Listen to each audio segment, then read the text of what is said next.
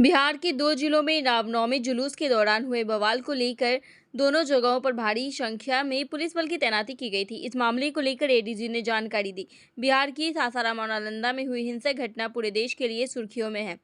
इस मामले को लेकर एडीजी मुख्यालय जितेंद्र सिंह गंगवार ने सोमवार को जानकारी देते हुए कहा कि नालंदा और सासाराम में शांतिपूर्ण स्थिति अभी बनी हुई है। पर्याप्त सुरक्षा बल कैंप कर रहे हैं। अभी तक नालंदा में 15 प्राथमिकी दर्ज हुई है, 130 की गिरफ्तारी हुई है। वहीं सासाराम में 2 एसएसबी और 1 रैफ की कंपनी कैंप कर रही है। रोहतास में अब तक 43 की गिरफ्तारी हुई है। आज सुबह 5 बजे सासाराम में विस्फोट की खबर आई थी। किसी घर के बाहर पटाखा फोड़ा गया था। इस मामले की सत्यता की जांच की गई है।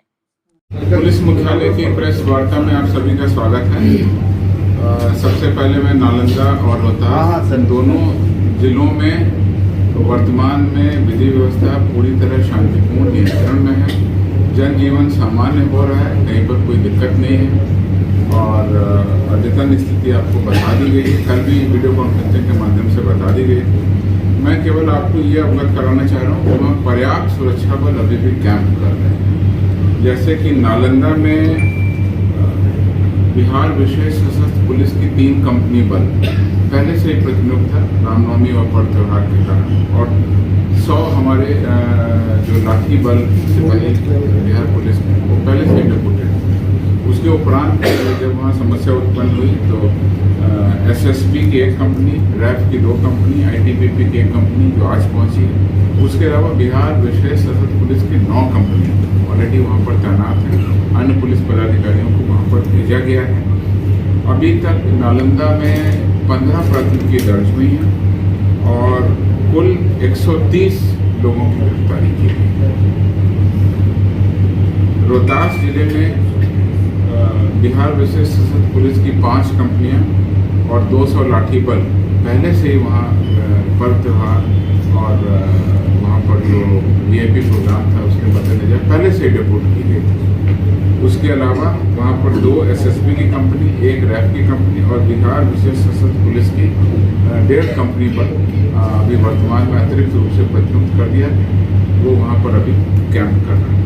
रोहतास में कुल 3 प्राथमिकी दर्ज की गई और उसमें 43 लोगों को अभी तक गिरफ्तार किया गया। कांडों का अनुसंधान गहन तरीके से किया जा रहा है। अलग अलग टीम कांडों के अनुसंधान में कार्रवाई कर रही है और पुलिस अब आगे भी जो साक्ष्य के अनुसार कार्रवाई करनी वो करेगी। जैसा कि आप लोगों को पता है, 31 मार्च को नालंदा के लहरी थाना क्षेत्र में जो घटना हुई थी उसमें अगले दिन 1/4/23 को देर संध्या में जो फायरिंग हुई उसमें फायरिंग की घटना में 1 व्यक्ति की मृत्यु हो गई। उसका पोस्टमार्टम करा दिया गया, दाह संस्कार भी हो गया। अन्य 2 व्यक्ति जख्मी हुए थे, इनका इलाज चल रहा है और कहीं पर भी कोई गंभीर रूप से जख्मी और इलाजरत होने की सूचना नहीं है। देखिए, कल सारे बिंदुओं पर आपको स्थिति स्पष्ट कर दी गई। जैसा कि आपको मैंने बताया है, 130 अभियुक्त गिरफ्तार हुए हैं अभी नालंदा में। 15 अलग अलग थाना क्षेत्रों में एफआईआर है, जिसमें लहरी थाना, बिहार थाना, अलग अलग थानों में एफआईआर। अब पुलिस का मुख्य काम ये है कि जो कांड दर्ज हुए हैं और जो अभियुक्त गिरफ्तार हुए हैं और जो एविडेंस सामने आएगा उसमें फिजिकल एविडेंस भी है, ओरल एविडेंस भी है, इलेक्ट्रॉनिक एविडेंस भी है, डिजिटल एविडेंस भी है। ये सारे एविडेंस को मिला करके हम लोग निश्चित रूप से इस कांड के अनुसंधान में यह तहकीकात करेंगे और ये जानकारी लेंगे कि किस प्रकार से इस पूरे घटनाक्रम अचानक और इतने बड़े पैमाने पर किया गया। इसकी निश्चित रूप से अनुसंधान के क्रम में ही इसकी जांच पड़ताल की जाएगी और वो बातें अनुसंधान के क्रम में जैसे जैसे सामने आएंगी आपके सामने। चैट के माध्यम से भी मैं आपको ये बता रहा हूँ कि पुलिस ने जब अनुसंधान कर दिया है, अनुसंधान शुरू हो गया है, तो पुलिस के अनुसंधान का इंतजार करिए। मैंने आपको बार बार बताया है और फिर बता रहा हूँ कि डिजिटल एविडेंस बहुत बड़ा एविडेंस रहेगा, ओरल एविडेंस रहेगा, लोगों के बयान सामने आएंगे।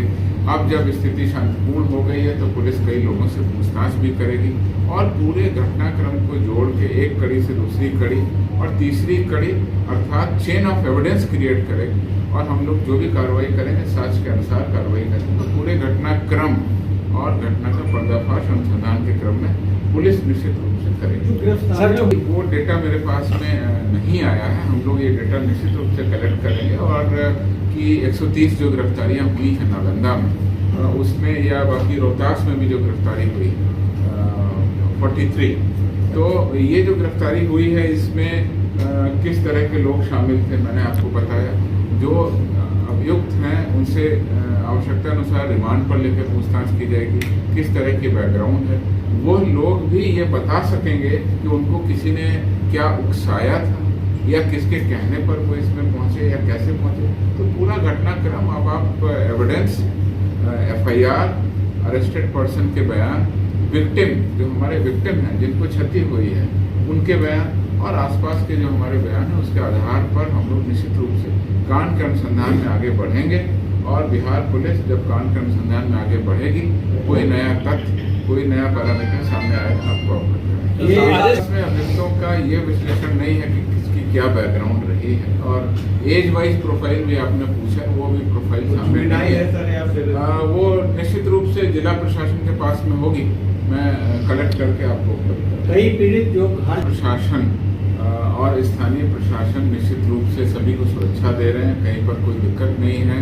और जो आपने बोला सभी तरह के जो विक्टिम हैं उन सभी का बयान लेकर के हम लोग निश्चित रूप से जो एक इन्वेस्टिगेशन का पॉइंट है उस पर आगे बढ़ेंगे और सभी को सुरक्षा देने के लिए पर्याप्त सुरक्षा बल उपलब्ध कराया गया है, जैसा कि मैंने ब्यौरा आपके सामने रख दिया। वायलेंस के बाद मेरी जानकारी और मेरे नियंत्रण कक्ष की जो जानकारी है, पुलिस मुख्यालय को जो सूचना प्राप्त हुई है, ऐसी कोई भी बात नहीं है कि कहीं से कोई माइग्रेशन हो गया है, कोई चला गया है, नहीं लौट रहा है, ऐसी कोई जानकारी हम लोग को नहीं उपलब्ध है। रोहतास में वो सासाराम नगर थाना के शेरगंज मोहल्ले में लगभग करीब 8 बजे रात में एक झोपड़ी नुमा घर में बम विस्फोट की घटना प्रकाश में आई थी।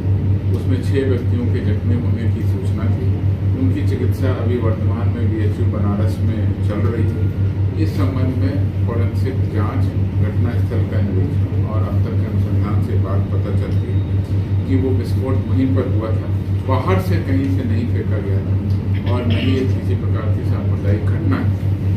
इस संबंध में सासाराम नगर थाना कांसल के 277/73 दिनांक 2 अप्रैल 2023 10 नामजद अभियुक्तों के विरुद्ध दर्ज किया गया।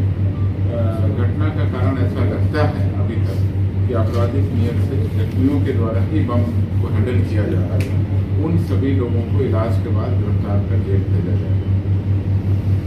आज सुबह 5 बजे सासाराम नगर थाना के पास में किसी प्रकार के विस्फोट की सूचना सोशल मीडिया पर चलाई गई। इस संबंध में भी तत्काल सत्यापन कर हम लोगों ने अपने सोशल मीडिया पर इसको वेरीफाई कर दिया है। ये वास्तव में नगर थाना से 3 किलोमीटर दूर एक घर की बाहरी दीवार पर किसी अज्ञात के द्वारा पटाखा फोड़ा गया, जिससे वहाँ विस्फोट होने की अफवाह फैल गई। तो दीवार पर पटाखा के कारण जो काले जैसा निशान हो गया है उसको भी देखा गया है और वहाँ पर सुतली वगैरह जो भी जब्त की गई है उसकी भी हम लोग जाँच कराएंगे। घटनास्थल पर DM और SP पहुँचे और वहाँ पर स्थिति पूरी तरह शांतिपूर्ण है। ऐसा लगता है कि शरारती तत्व द्वारा कार्रवाई की गई, उसका भी संज्ञान लेकर के हम लोग उसकी पहचान